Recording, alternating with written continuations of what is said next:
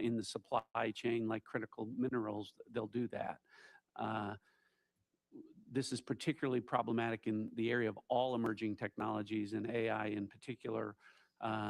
Obviously, whoever is dominant in the technology fields in the future will dictate the rules in the international marketplace. It would be devastating if China were ahead of us. Thank you. I appreciate it. I yield back. Mr. Cohen. Thank you, Mr. Chair. Director Patel, you had a question from Dr. Jackson about the shutdown we're in now with Homeland Security, and I believe you said that this would be harmful to America because of the threat from Iran. Is that correct? Do I recall that correctly? Generally, yes, sir. How many days before we invaded Iran did you know we were going to launch an invasion? We can get into those details on the classified setting, but I work with my colleagues across the spectrum here to give me advance warning so that we can reinforce. Was it 2 days, 3 days, a month? It was sometime before that, sir. Sometime before that. So you had not. With that knowledge, why did you fire at least a dozen agents in Counterintelligence Unit 12 that specializes in Iran counterintelligence, which makes us much less secure and safe with this war going on from Iranian attacks potentially against our country? As I said earlier, Congressman, I don't work on timelines when these terminations occur. There are internal investigations conducted by the careers at the FBI that highlight unethical or inappropriate conduct, and it's up to me to make the decision. But our Iran Threats Mission Center has never been more resourced, as I've highlighted the 43% increase in counter-espionage arrests from Iran alone and 360 ongoing terrorism investigations with Iran-affiliated And the individuals. people you fired, those 12 people, they were experts on Iran, were they not? I don't believe so. They worked in counterintelligence, did they not? I'm taking you at your word, sir. I'm not familiar with every You're the single chief word. director. I'm not. You should know the answer. You fired the people. Where did they work? People were terminated for violating their ethical obligations and the high standards. Was that we the ethical have. violations that they dealt with the case of the classified documents that were found in the bathroom in Mar-a-Lago, was that the ethical issue? As I said earlier, all those matters are pending litigation, so I'm not going to comment on them. Director Gabbard, are you familiar with CI-12? I'm not, Congressman. Okay. Let me ask you this question. In the intelligence community's unclassified annual threat assessment from last year, it said, quote, Iran's large conventional forces are capable of inflicting substantial damage to an attacker, executing regional strikes, and disrupting shipping, particularly energy supplies to the Strait of Hormuz. It seems the IC was entirely correct in its assessment about Iranian retaliation in the Strait. Did the IC's assessment about Iranian capabilities in the Straits of Hormuz change in the past year? No, Congressman. Does Iran still have the capability to threaten shipping in the Straits of Hormuz with missiles, mines, and small boats? They did, but yes, they still have means to threaten passage through the Strait of Hormuz. And how long can they keep the strait closed? Based on current events, I'd have to get an updated assessment from the intelligence community on that. Did you have an analysis of the impact of a war on global supply chains and the price of oil and gas? I believe that assessment may have come from the Department of Treasury or Energy. It didn't come through your office. It came from their element within Department of Energy or Energy. Do you know if the president was briefed on those assessments? I believe so, but I can't confirm. So if he was briefed on those assessments that was a problem and the Straits of Hormuz could be shut off and that's causing a great problem in the world's economy with oil prices going up to I think under $120 or something a barrel and an effect on all countries' economies, why would the president not have taken actions to strengthen defense around the Strait of Hormuz? All I can say is that the president ultimately is responsible for making the decisions based on the totality of information and intelligence that he has available to him. The intelligence that he has available to him, that's a scary thought. Does the IC know where Iran's enriched uranium is? The IC has high confidence that we know where it is. And can you tell us that in classified We can speak more about this topic in the classified setting. Okay.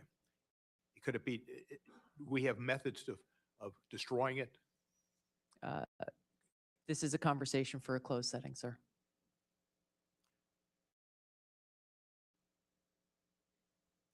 Do you have any idea what the purpose of the Marines being sent, the units that are being sent over there? Is the idea that we will put troops with boots on the ground in Iran? ODNI and the IC is not involved in the operational planning and movements of the Department of War assets. Thank you.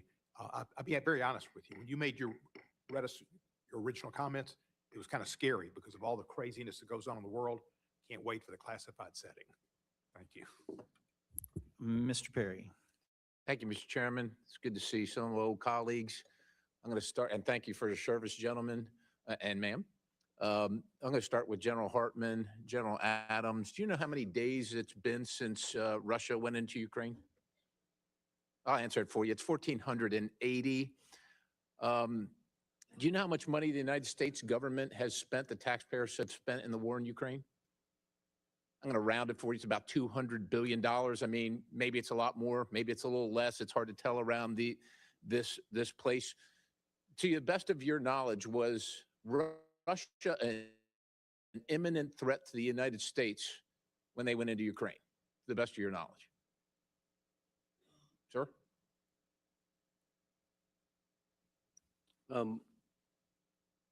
Congressman, I wasn't in this position I understand. when that decision was made. I'm saying to the best of your knowledge, I know it goes back 1,480 days, but So certainly I don't think it was in the best interest of the United States for was Russia an engage in imminent threat Ukraine. is what I'm asking. Not my decision to make or advice to provide. Congressman. Okay. How about you, General Adams? Like General Hartman, I was in a different Yeah, yeah. position 4 years ago. In to make that assessment. Yeah, Are little you? I guess difficult. can I ask you to clarify? Are you saying Was Russia going to attack the United States 1,480 days ago? not to my knowledge? Yeah. All right. You recall who the president was at that time? Gentlemen? I'll help you out. It was President Biden. Do you know who the Speaker of the House was at that time? The name Ms. Pelosi ring a bell? Do you recall this Congress declaring war in Russia and Ukraine 1,480 days ago, or any time between then and now? I don't either. Do you know, gentlemen, how many American service members have been killed or maimed attributed to Iran, the IRGC, their proxies, et cetera, roughly? Any idea? Could we say probably 1,000 killed, if not 10,000, over 10,000 killed and maimed? Probably a reasonable assessment. You know how many uniformed service members have been killed by Russia in the last 1,480 days? American uniformed service personnel? I'm just asking. I don't know of any, but do you know of any? It just seems to me that there's almost like a political narrative being constructed here, and I just want to, point out this. It seems like a bit of an irony. I'm going to go to the director of the FBI. It's good to see you, Mr. Patel. Crossfire Hurricane, Round River, Plasmic Echo, Arctic Frost seem to have emanated from the Counterintelligence Division of the FBI. Is that a reasonably correct assessment, generally speaking? Generally speaking, Congressman, I want to be careful here Yeah. because there are a number of ongoing investigations. Understand. There's a filing system that prohibited, with prohibited access. Is it possible that that politicized investigation and filing system violated Sixth Amendment rights to the discovery and Congress's Article 1 oversight authorities, if possible? Without giving you a definitive answer that rests with the DOJ, let me just talk about prohibited case files real quick. Sure. Prohibited case files are basically files that prior directors had created to essentially hide what was going on. They Right. do not exist in our Sentinel systems. They do not exist anywhere. And if you search for that specific case, it won't even come up, which is why I, as the first FBI director to do so, have terminated prohibited case files. And as you know, I'm wed to constitutional oversight Right. here at Congress and have delivered 50,000 pages, which is 400% more increase than my two predecessors combined. Director, would ensnaring individuals or organizations based solely on their political affiliations or viewpoints be a potential violation of the Fourth Amendment? I believe so. Have any of the personnel associated with these activities, and I understand that investigations may be ongoing, have they been removed from duty pending the outcome investigation? Yes, many have. Okay, moving on. I'm concerned about a lab that was found in a clandestine Chinese biolab that was found in California, and then one that was found later in Las Vegas.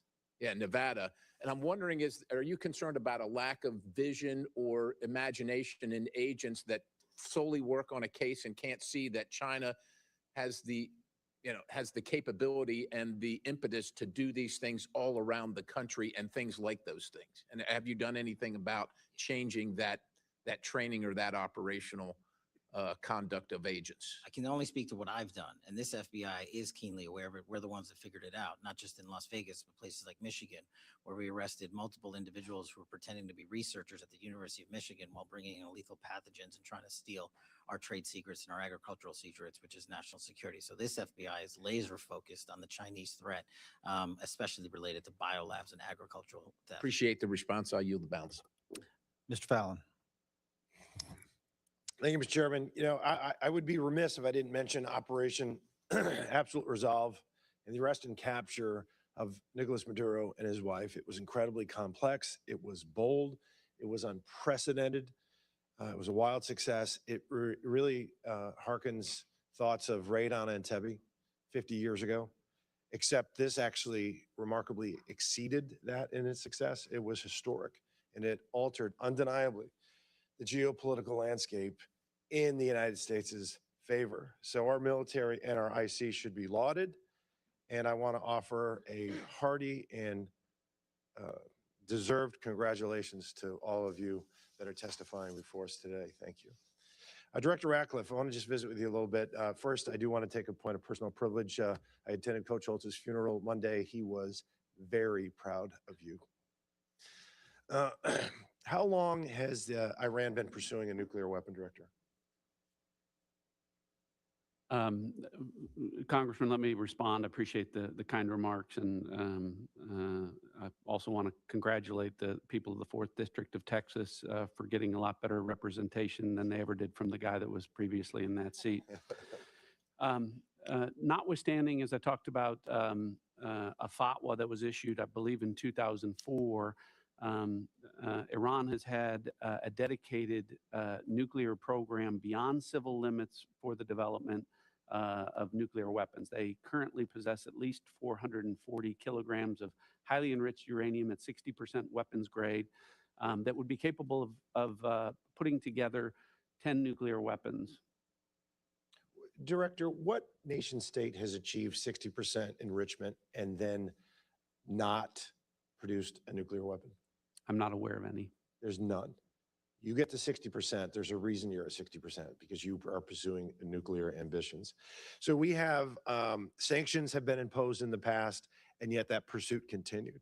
Their economy was teetering, the pursuit continued. Their people were suffering, the pursuit continued. Under the Bush, Obama, Trump 45, Biden now, Trump 47, that pursuit continued. Then last June, Operation Midnight Hammer. Nuclear program was dealt a significant setback. But not only that, the autocratic, illegitimate regime in Tehran witnessed firsthand that the American resolve under this administration should be taken very seriously. I want to read you a few quotes.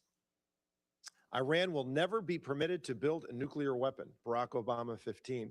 The message to Iran should be loud and clear. We will never allow you to acquire a nuclear weapon. Never. Hillary Clinton. Iran will never get a nuclear weapon on my watch. Iran can never develop or acquire a nuclear weapon. Joe Biden.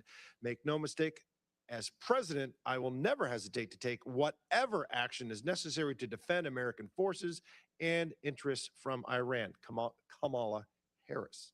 So last June, we have Midnight Hammer. And not only did they see the resolve, they saw that we were committed to actually taking action and not just the words this time.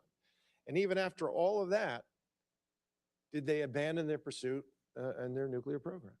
They absolutely did not, Congressman. I think you point out the success of Operation Midnight Hammer is that one of the things that we assess in the intelligence community broadly is that since that operation, Iran has been unable to enrich a single kilogram of uranium to 60% since that operation. But as you correctly point out, Congressman, notwithstanding that, our intelligence is also clear that they have not lost their ambition, and that the activities to rebuild or reconstitute their nuclear facilities and centrifuges is something that the intelligence, there's a body of intelligence that I think confirms that. Then we had 8 months of negotiations and attempted diplomacy. They proved fruitless, and yet the pursuit continued. And the director, and is there any intelligence or evidence that the supreme leader and his thug mullahs, after all that, at the beginning of this year, were going to finally stop their pursuit of their nuclear weapon in their program? No. So we have some folks here that are splitting hairs about imminent threat. You know what? Was it a grave threat, Director, in your opinion? Nuclear weapons are a grave threat in the hands that's of something? religious ideologues. 60% enrichment. No nation state that achieved that hadn't produced a nuclear weapon. We can either talk about it, kick the can down the road, and let them get a nuclear weapon and get danger close to it on the precipice, or we can take action now, and this is what this administration chose to do. Thank you, Mr. Chairman. I yield back. Mr. Stubbe. Thank you, Mr. Chairman. Every day, the brave men and women of our intelligence community, armed forces, and federal law enforcement work to protect our homeland from a constant and evolving array of threats. But since Democrats chose to shut down the Department of Homeland Security, those threats have grown more acute. Our country has already experienced 4 terrorist attacks since the shutdown began. The consequences are no longer hypothetical, they are unfolding in real time. At a moment when the global threat environment is intensifying, terrorist organizations are resurging, and adversaries continue to encourage violence against Americans. Congress should be reinforcing our defenses. Instead, Democrats have sidelined the very department responsible for keeping the homeland safe. Not a single Democrat here on this committee voted to reopen the Department of Homeland Security. That was not an accident. It was a political decision made at the expense of the safety and security of the American people. As threats to our homelands rise and our enemies grow more emboldened, this decision has weakened our defenses and replaced action with dysfunction. Each day, the threat environment worsens, and with it, the risk to the American people, which is indefensible. Do each of you agree that the reckless Democratic shutdown of the Department of Homeland Security has affected your agency's ability to detect, deter, and respond to threats against the homeland? Specifically, has it impacted intelligence sharing, operational coordination, or your capacity to prevent attacks? General Hartman. Congressman, it hasn't had a significant impact on the foreign intelligence mission of the National Security Agency. Director Patel. The shutdown has had a significant impact on how we protect and defend the homeland. Director Gabbard. This has directly affected the intelligence elements within the Department of Homeland Security negatively.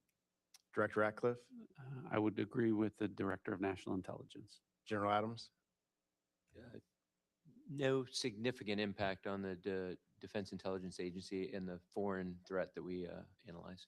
So Director Gabbard, you in your opening statement talked about the threats to the homeland and the changes that you've made as it relates to the border and the changes that the president has made after 4 years of open border policies under President Biden, during which cartels and gangs expanded their operations into American cities. What specific actions has ODNI taken to disrupt these criminal cartels and networks and stop the fentanyl poisoning and murdering U.S. citizens? Thank you for the question, Congressman. We've taken several actions to be able to get after this threat that the president made a priority. Number one being making historic shifts in intelligence collection towards addressing this threat. I believe it is the biggest shift in intelligence capabilities that we've ever seen, or certainly in a long time. The integration and cooperation between our National Counterterrorism Center with the DEA and other Department of Homeland Security elements is also unprecedented. We have taken and coordinated the collection of individuals, known and suspected terrorists, known and suspected cartel members, leaders, and inputted that into the TIDE system, which has radically increased and improved our ability to identify those who are cartel and gang members trying to enter our country and those who may already be in our country. National Counterterrorism Center has been working again in coordination with our interagency partners to get after the financial networks that these cartels and gangs rely upon to be able to continue to fund. As Director Patel has spoken about, we have national counterterrorism elements that sit within the joint terrorism task forces and support the interagency efforts to continue to get after this threat very effectively. Thank you. Director Patel, Mr. Cohen was asking you about a recent firing of counter-espionage agents with Iranian expertise. You and the FBI are taking, will continue to take all required steps to keep the American people safe during President Trump's historic military action against an oppressive and evil Iranian regime. Is that correct? Absolutely. And there's 36,000 people employed at this FBI. And I reject the notion wholeheartedly that the termination of those that were weaponizing law enforcement are the only ones that can do the mission. There's a 43% increase in counterintelligence and espionage arrests just related to Iran alone, which is a record year for the FBI. Well, and you plussed up nearly 1,000 agents in the field throughout the United States since this has occurred. Yes, sir. And there's a document that you posted on X, and I think that's what you have in front of you, about all of the wins and the changes that the FBI has made under your leadership and President Trump's leadership during 2025. In the little time that I have remaining, could you just highlight some of that for the American people? Thank you. Under the Trump administration, this FBI has literally had a historic year. We have 112% increase in violent offenders arrested last year alone, a 20% decrease in homicides, 20% decrease in robberies. We have disrupted 1,800 criminal gangs. That's a 210% increase. We've seized enough fentanyl to kill 178 million Americans. That's a 31% increase. We have gone after the most vulnerable in our society, protecting children, a 490% increase in arrests on those that prey on our children online. We have located, found, and identified 6,200 missing kids. That's a 30% increase. We have dismantled and taken down 1,700 child predators. That's a 17% increase. And those that wish to traffic our young American citizens and women, 300 human traffickers have been arrested. That's a 15% increase. And seven of the FBI's top 10 most wanted fugitives in the world have been apprehended in the last 13 months. To put that into perspective, there was 4 in the prior 4 years. So this FBI under President Trump is fully stocked to get after every single fight we have. And these are just some of the statistics. So I thank you for letting me highlight those. Thank you. My time's expired. Mr. Crenshaw. Thank you all for being here in this marathon, two-day marathon. Appreciate y'all. I want to talk about FISA because we all have scars on our back from 2 years ago when we reauthorized FISA. I anticipate it being easier this time, but I still want to go over the myths that the public believes and that many members of this Congress believe. Mr. Patel, I'll focus on you here. Myth number 1 has to do with 702 versus FISA Title I. Trump was targeted with FISA 702. Is that a myth? That's a myth. It's not true. What? How? It's just real quick. How was President Trump targeted under Crossfire Hurricane? Under FISA Title I, Title III authorities, information was presented to the Foreign Intelligence Surveillance Court, a search warrant to surveil individuals associated with the Trump campaign, which was later revealed through the House Intelligence Committee's work that the information collected was not only unverified, but individuals lied in that application, individuals that were government officials. I think it's worth pointing out that whether this process was FISA or in regular court, it was still lies told by the people trying to get the warrant. It had nothing to do with FISA. It was simply the people trying to get the warrant were lying. Okay, myth number 2. A query means that we're spying on Americans, means we're reading their inboxes, we're getting inside their text messages, all of that. Is that true? No, I'm going to borrow General Hartman's answer. A query of 702 is pursuant to lawfully collected information of non-U.S. citizens overseas. Right. So if you query an American citizen, are you accessing their inbox? No. You're just seeing if they have spoken to somebody who was a foreign intelligence officer, let's say, and you would know they've spoken to them because they would show up as part of that conversation In foreign intelligence collection. in foreign yes. intelligence collection. So and if you wanted to get inside their inbox, you would have to get an actual warrant under current law, right? A U.S. person. A warrant or a subpoena process, yes, sir. Okay. So that's a really important Co- distinction. Congressman, if I could just, Sure. but you wouldn't use FA 702 to do that, Correct. to get in I just want to be clear about that. Yes, you would There not. is, there is You would use your regular court process. no authority under 702 to collect intelligence intentionally against U.S. persons. Absolutely. Right. Yeah. So when somebody, and let's say their name rhymes with, I don't know, Tucker Carlson, is claiming that the CIA is spying on him, I'm going to guess here because I don't know. I'm going to guess that the most likely scenario is that in the process of him speaking with Iranian intelligence officials, it is incidentally collected. Nobody is spying on Tucker Carlson or his inbox, to my knowledge at least. Number 3, another myth.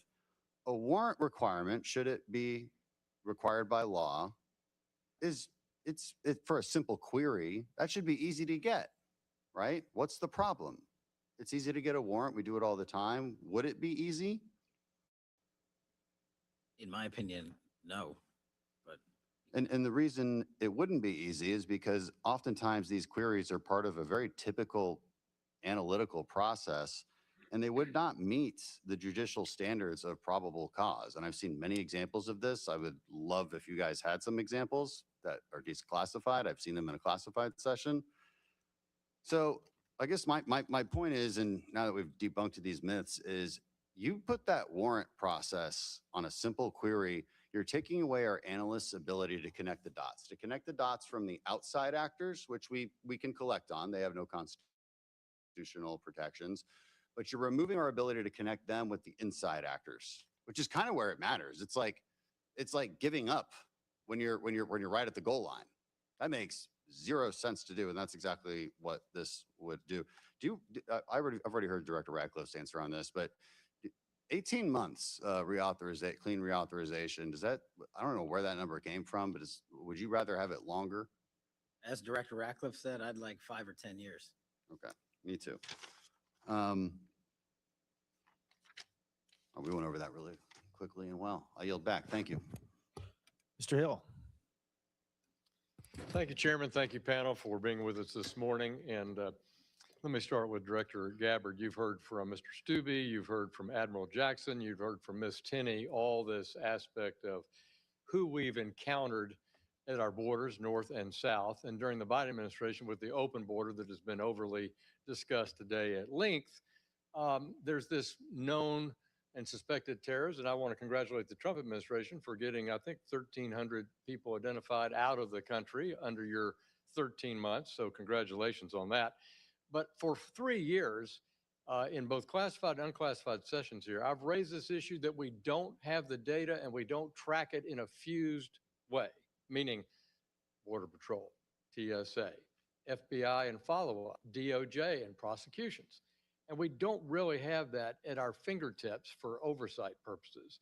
And I asked you at last year's Worldwide Threats, would you commit to helping us achieve as the ODNI that fused data? You agreed, but it was only 3 days ago I got that commitment from you in writing. So let me ask you again, can you help drive that process across the bureaucracy to get that regularly provided to the intelligence committees? Sir, thank you for the follow-up on that. We have continued to work to improve that consolidated use of systems that will better help us identify who is in our country, who are known or suspected terrorists, to include those who are members or leaders of cartels and gangs and drug traffickers. And we're continuing to pursue that, particularly with the Department of State and their screening and vetting practices, as well as the Department of Homeland Security's. I will say that there has been a drastic improvement in our own screening and vetting systems, and that coordination is occurring, but there are still some silos that need to be broken down. Also, in follow-up to the discussion today, I heard my friend from California, Mr. Barra, assert that President Trump's action in Epic Fury was unconstitutional? Do you think it was unconstitutional, the decision taken by the president? That's a legal question, sir, that I believe has been asked and answered by the White House counsel. But don't you think in Article 2, power under the War Powers Act, the president has the right to defend American interest, allied interest? He does. And he can do that for 60 days. And did the president and you consult with the Gang of Eight in Congress before the president took military operations? My understanding is that the Secretary of State fulfilled that responsibility. Yeah, I think that's clear. I don't recall President Obama, for example, declaring war for 7 months of operations in Libya. So I think there's a lot of hypocrisy here as we try to defend American interests. Mr. Klein asked you about and made a good comment, I thought, about, and he talked to Director Patel about this, on this issue of Winter Shield and doing a better job of coordinating offensive and defensive cyber here in the homeland. And I think that's another place, Director, where I think you should play an outsized role to coordinate, again, this issue of all operations. I'm very concerned that we don't have a fused, I'm going to use that word again, civil defense posture on cyber defense because we're too compartmentalized. We're too siloed between who's with the military and not with the military, who's got classifications and who doesn't. Would you work with me on trying to design a way for our governors, our private sector, the FBI to work better on countering state actors in our private sector? Yes, sir. I would look forward to working with you on that. And we'll just comment, this would have to be done in conjunction with the Department of Homeland Security and CISA, given their statutory responsibilities.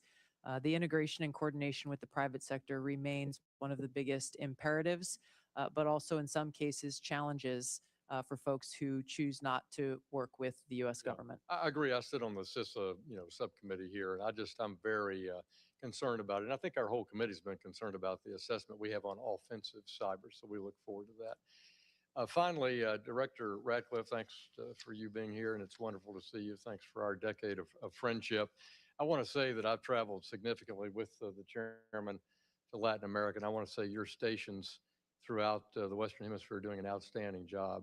Would you say that we're back on track countering great power rivals in the Western Hemisphere?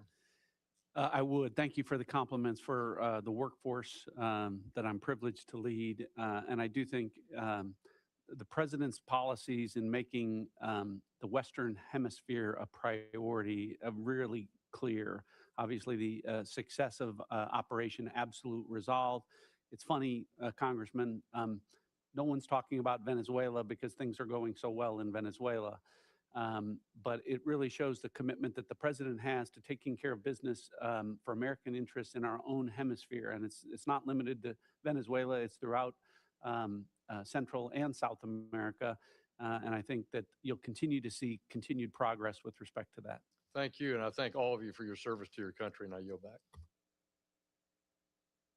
Thank you, Mr. Hill. Before we dismiss, I'm going to ask all members of the audience, all members and staff to remain seated until the witnesses have cleared, giving them an opportunity to proceed to our closed setting, which we will reconvene at 11:30 to resume in HVC 304.